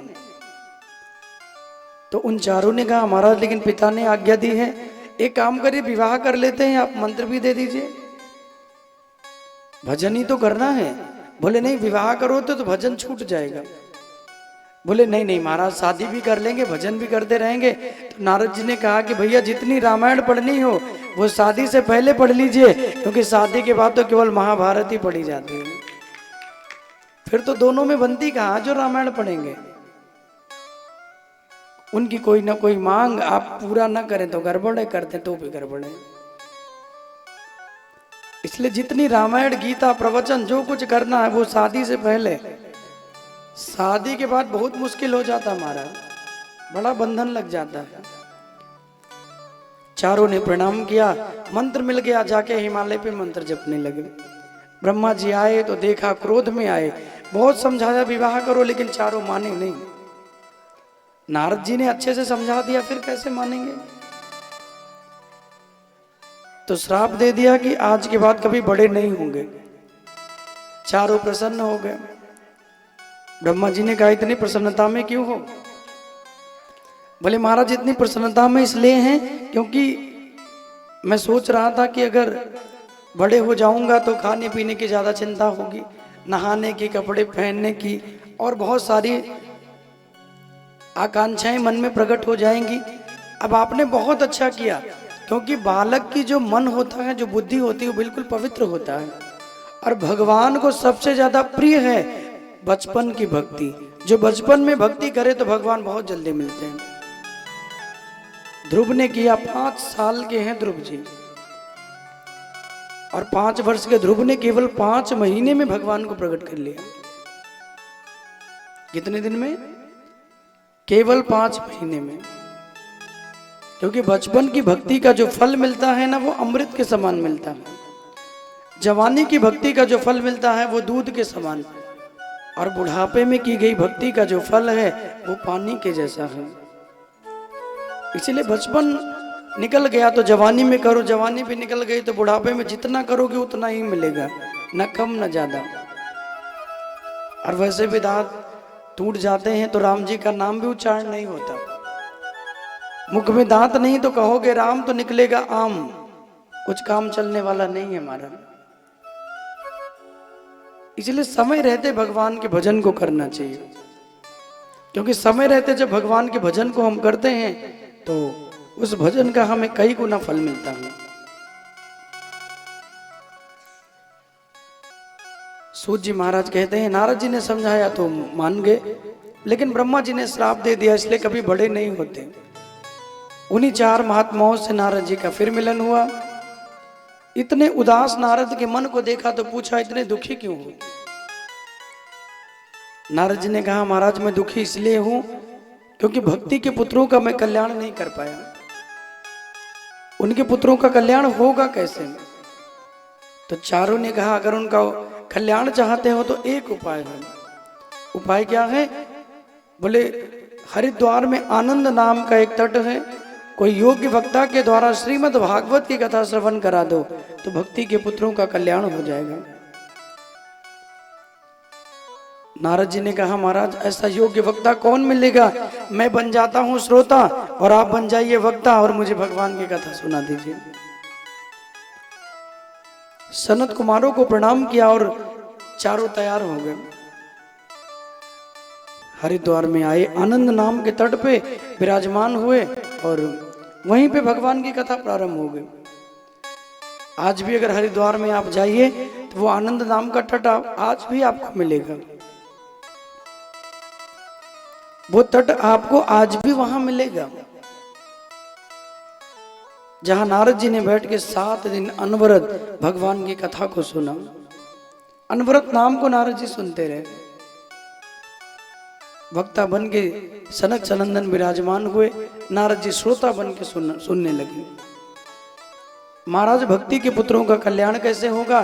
तो कहा कि एक काम करो, भक्ति के पुत्रों को यहीं बुला लो, यहीं आकर भगवान की कथा को सुने, उनका भी कल्याण हो जाए। नारद जी ने आवाज लगाई, बोले महाराज यहीं पे आ जाओ। भक्ति देवी तो चल पड़ी, लेकिन उनके पुत्र रोने लगे और रोते रोते कहा कि माँ मुझ में इतनी शक्ति नहीं है कि मैं यहां से चल के वृंदावन पहुंच जाऊं, हरिद्वार पहुंच जाऊं। यहीं से लेटे लेटे मैं भगवान की कथा को सुनूंगा और सुना है कि भागवत सबका कल्याण करती है, तो शायद भागवत मेरा भी कल्याण कर दे। नारद जी हरिद्वार में बैठ गए और कथा प्रारंभ हो गई। वो वृंदावन से ही कथा को सुनने लगे। एक एक दिन कथा होती रही, एक एक दिन होती रही, एक एक अंग सुंदर हो गया। एवं सप्त दिनश्चैव सप्त ग्रंथि विभेदनम। और जब 7वां अंतिम दिन आया तो भक्ति के पुत्र जवान हो गए, उनका बुढ़ापा दूर हुआ, अपनी मैया को लिए और सीधे हरिद्वार में पहुंचे। बोले भक्त वत्सल भगवान की, भागवत महापुराण की। लेकर के पहुंच गए। भक्ति सुतो तो तरुणो गृहीत्वा प्रेमैक रूपा सहसा विरासी। श्री कृष्ण गोविंद हरे मुरारे नाथेति नामानि मुहुर्बदन्ति। अपने पुत्रों को लेके भक्ति पहुंची और वहीं भागवत जी के पंडाल में नाचने लगी जहां पे कथा हो रही थी। देखो नृत्य करना भी एक साधन है और भगवान के पंडाल में नृत्य करने पे जीवन के जितने जंजाल हैं उनसे छुटकारा मिल जाता है। दुनिया में नाचोगे तो नाचते रहोगे, लेकिन घनश्याम के ने नाच लिया तो दुनिया में कभी नाचना नहीं पड़ेगा, सब जगह से छुटकारा मिल जाएगा। भक्ति महारानी आके बड़े भाव से गाती हैं। आइए आप सब मिलके मेरे साथ 2 पंक्ति गुनगुनाएंगे। बोले बांके बिहारी लाल की जय हो। श्याम प्यारे मुरलिया सुना दे हो, अपनी मुरली पे हमको नचा दे। श्याम प्यारे मुरलिया सुना दे, अपनी मुरली पे हमको नचा दे। हो श्याम प्यारे मुरलिया सुना दे, श्याम प्यारे मुरलिया सुना दे। हो श्याम प्यारे मुरलिया सुना दे, श्याम प्यारे मुरलिया सुना दे। हो अपनी मुरली पे हमको नचा दे, हो अपनी मुरली पे हमको नचा दे। बड़ी प्यारी है ये जादूगारी है ये, बड़ी प्यारी है ये जादूगारी है। यहाँ जितने लोग बैठे सभी लोग मीठी मीठी तालियां बजाते रहें। तालियां बजाएंगे तो आपको भी आनंद आएगा। ओ बड़ी प्यारी है ये जादूगारी है ये, बड़ी प्यारी है ये जादूगारी है ये। ओ मतवारा करे मतवारी है ये, मतवारा करे मतवारी है ये। ओ ये तो देवों के, गोविंद ये तो देवों के, जय हो। ये तो देवों के मन को चुरा ले, अपनी मुरली पे हमको नचा दे। ये तो देवों के मन को चुरा ले, अपनी मुरली पे हमको नचा दे। श्याम प्यारे मुरलिया सुना दे, अपनी मुरली पे हमको नचा दे। श्याम प्यारे मुरलिया सुना दे, अपनी मुरली पे हमको नचा ऐसे नहीं, दोनों हाथ उठा के भाव से गाइए।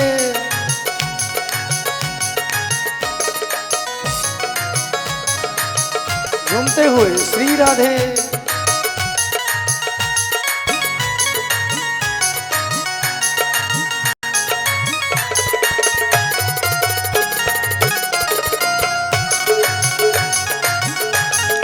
हे मेरे बाके बिहारी,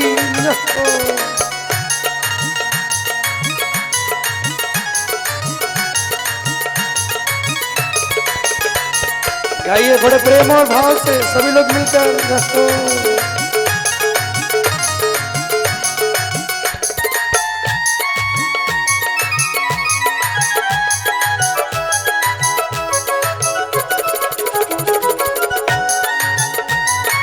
हे मेरे बाके बिहारी श्री राधे।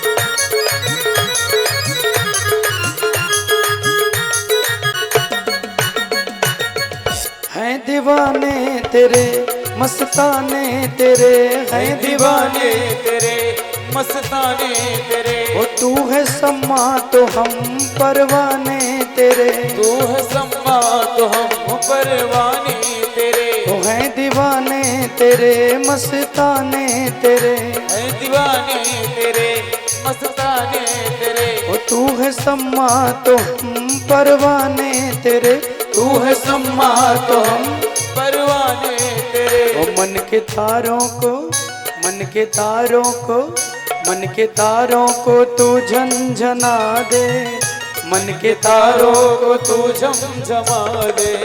ओ अपनी मुरली पे हमको नचा दे। ओ मन के तारों को तू झमझमा दे, अपनी मुरली पे हमको नचा दे। ओ श्याम प्यारे हो, श्याम प्यारे हो गोविंद। श्याम प्यारे मुरलिया सुना दे, श्याम प्यारे मुरलिया सुना दे। ओ अपनी मुरली पे हमको नचा दे, अपनी मुरली पे हमको नचा दे। ओ अपनी मुरली पे हमको नचा दे, अपनी मुरली पे हमको नचा दे। गाइए बाके बिहारी लाल की, दोनों हाथ से ताली सेवा करते हुए।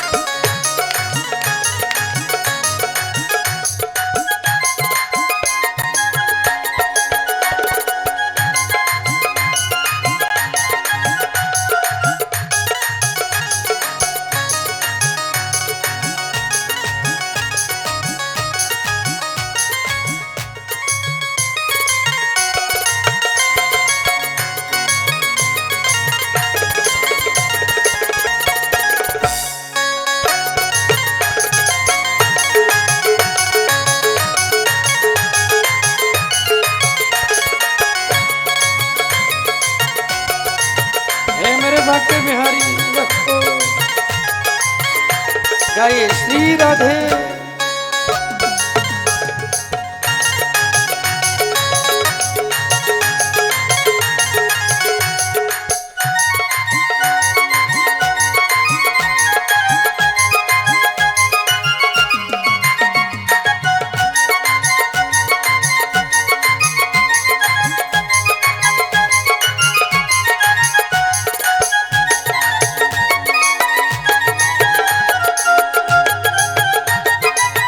मेरे बाके बिहारी लाल की।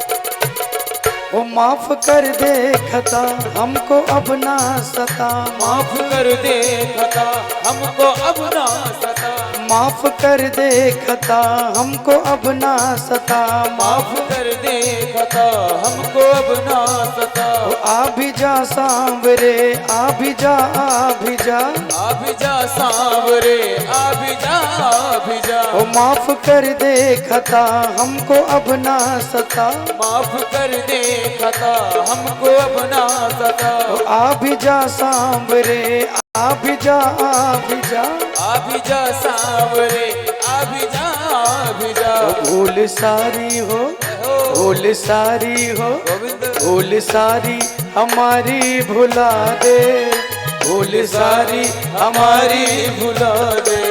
ओ अपनी मुरली पे हमको नचा दे, भूल सारी हमारी भुला दे, अपनी मुरली पे हमको नचा दे। ओ श्याम प्यारे हो श्याम प्यारे हो, जय हो श्याम प्यारे मुरलिया सुना दे, श्याम प्यारे मुरलिया सुना दे। ओ अपनी मुरली पे हमको नचा दे, ओ अपनी मुरली पे हमको नचा दे। ओ अपनी मुरली पे हमको नचा दे, अपनी मुरली पे हमको नचा दे। बोल सारिया सरकार की। दोनों हाथ उड़ा के जितने लोग बैठे हैं ताली बजाते हुए, और बहुत दूर दूर मत बैठिए, थोड़ा सट के बैठिए, आगे आ जाइए। फेसबुक के माध्यम से पूरी दुनिया आपको देख रही है भैया, आनंद ले रही है।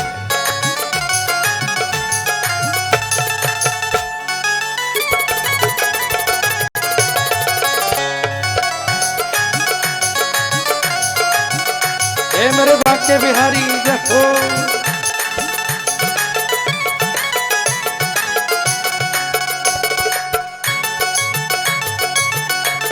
गाइए प्रेम और भाव से।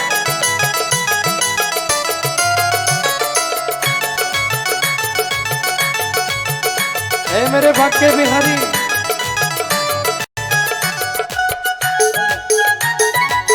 आगे तक सभी लोग शेयर करते रहें।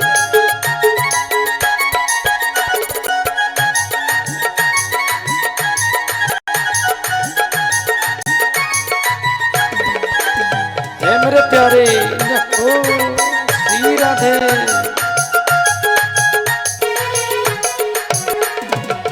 सारे मदहोश हैं ना कोई होश है, सारे मदहोश हैं ना कोई होश है, सारे मदहोश हैं ना कोई होश है, सारे मदहोश हैं ना कोई होश है। ओ तुमसे मिलने का कान्हा जगा जोश है, तुमसे मिलने का कान्हा जगा जोश है, ओ तुमसे मिलने का कान्हा जगा जोश है।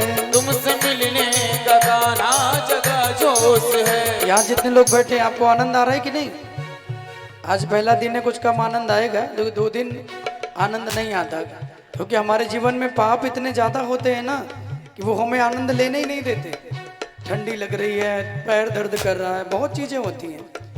तो यहाँ जो बैठे दोनों हाथ उठा के ताली बजाते हुए गाइए तो आपको भी आनंद आएगा। सारे मदहोश हैं ना कोई होश है, सारे मदहोश है ना कोई होश है, तुमसे मिलने का कान्हा जगा जोश है, तुमसे मिलने का कान्हा जगा जोश है। भक्ति मिलती है हो भक्ति मिलती है, मेरे प्यारे भक्ति मिलती है चिलमन उठा दे, भक्ति मिलती है चिलमन उठा के, ओ अपनी मुरली पे हमको नचा दे, भक्ति मिलती है चिलमन उठा के, अपनी मुरली पे हमको नचा दे। तो श्याम प्यारे हो मेरे प्यारे हो, अरे गोविंद श्याम प्यारे मुरलिया सुना दे, श्याम प्यारे मुरलिया सुना दे, ओ अपनी मुरली पे हमको नचा दे, वो अपनी मुरली पे हमको नचा दे, ओ अपनी मुरली पे हमको नचा दे, ओ अपनी अपनी मुरली पे हमको नचा गाइए।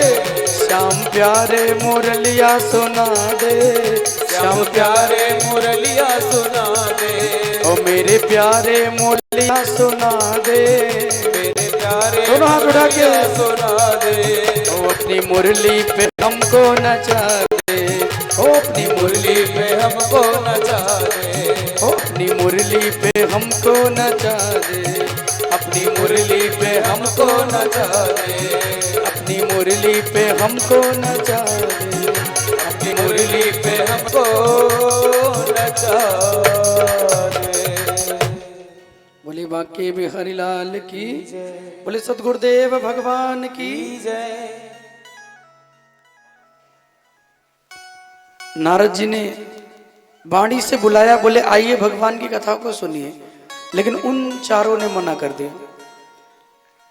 अपनी मैया से कहते हैं, मैया मुझ में इतनी सामर्थ्य नहीं है कि मैं वहां तक चल सकूं और वहां आके भगवान की कथा को सुनूं,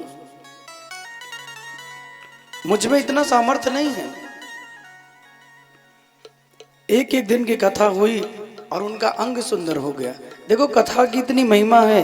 मैंने कहा ना कि एक शब्द भी भगवान की कथा का जहां जाता है उस स्थान को पवित्र कर देता है। एक शब्द भी कहीं जाता है तो स्थान को पावन बना देता है।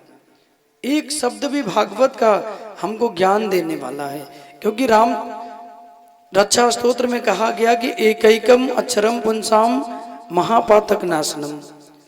भगवान की कथा का एक एक शब्द हमारे बड़े से बड़े पापों को जला के नष्ट करता है। एकैकम अक्षरम पुंसाम महापातक नाशनम। एक एक भगवान की कथा का शब्द हमारे बड़े से बड़े पापों को मिटा देता है। ऐसे भगवान की कथा की महिमा है।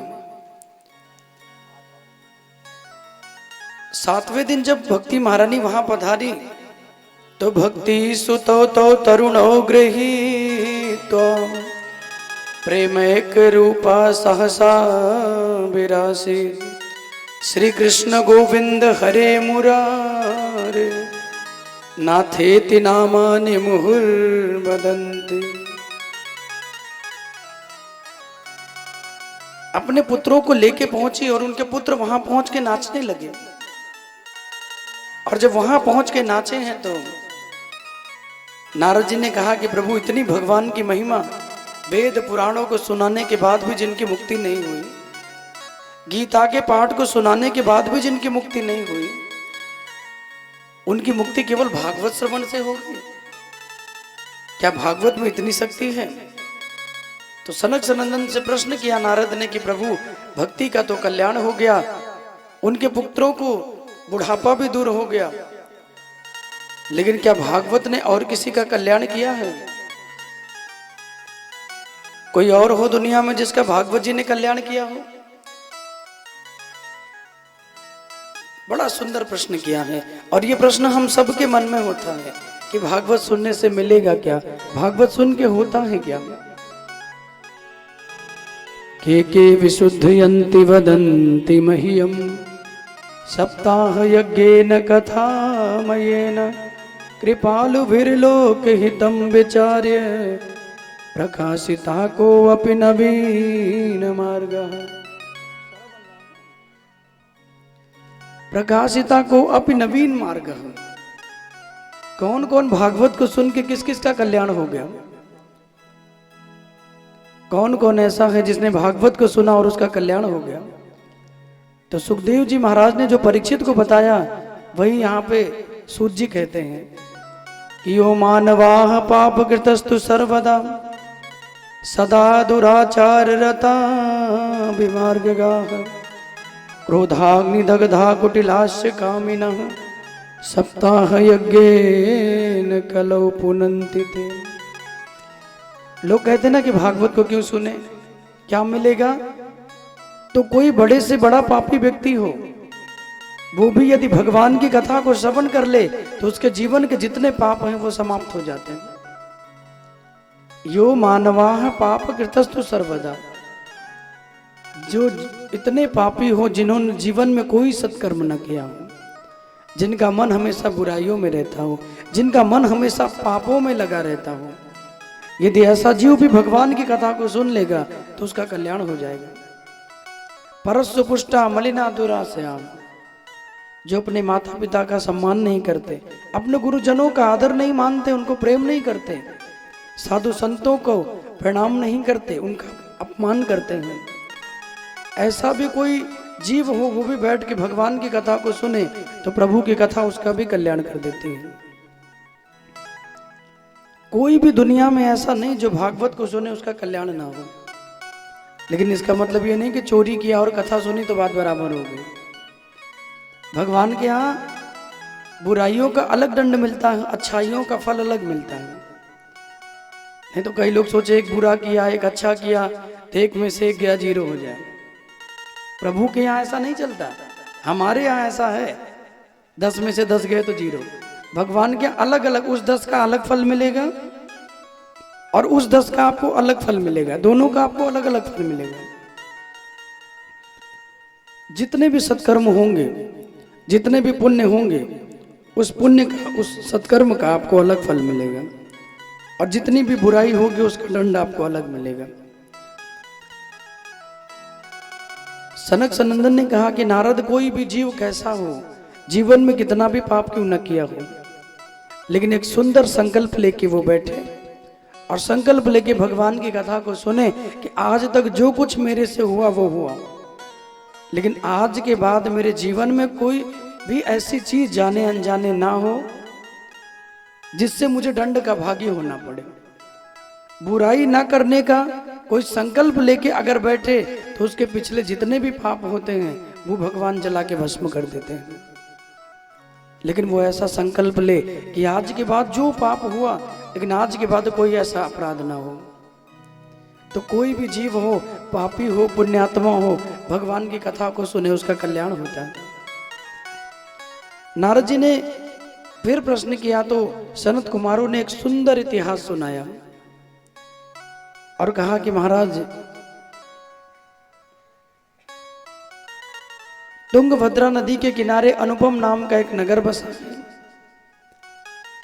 एक सुंदर नगर बसा हुआ है जहां एक ब्राह्मण और उनकी पत्नी रहते हैं, जिनका नाम है आत्मदेव और उनकी पत्नी का नाम है धुंधुली। देखिए, धुंधुली नाम ही ऐसा है, यथा नामे तथा गुणे। धुंधुली कौन है? बोले जिसकी बुद्धि, जिसका मन, जिसकी आत्मा धुंधली हो गई हो। जैसे ठंडी का समय है, गाड़ी भी हम चलाते हैं तो गाड़ी भी धुंधली हो जाती है, तो उसके लिए वाइपर चलाना पड़ता है। चश्मे भी लगा के जाएं तो बहुत कोहरा पड़ता है तो उसमें भी धुंध हो जाता है, उसे साफ करना पड़ता है। ऐसे हमारा मन भी है, ऐसे हमारी आत्मा भी है। पेट की जो खुराक है वो भोजन है, लेकिन आत्मा की जो खुराक है वो भगवान का भजन है। आत्मा की तृप्ति भोजन से नहीं होती। शरीर की तृप्ति जरूर आपके भोजन करने से हो जाएगी, लेकिन अंतर आत्मा की तृप्ति भगवान के भजन से होगी। धुंधली कौन है? बोले जिसकी बुद्धि पे धुंध पड़ गया हो, जिनका मन हमेशा दुनिया में रहता हो, कभी प्रभु चरणों में न लगे, जो कभी भी कोई सत्कर्म में अपना मन न लगाए, वो है धुंधली। और महाराज, ऐसे धुंधली आपको समाज में बहुत मिल जाएंगे। आजकल भी लोग सत्कर्मों में कम मन लगाते हैं, लेकिन कहीं पे बुराइयां हो तो वहां अधिक मन लगाते हैं। कलयुग का यही प्रभाव है।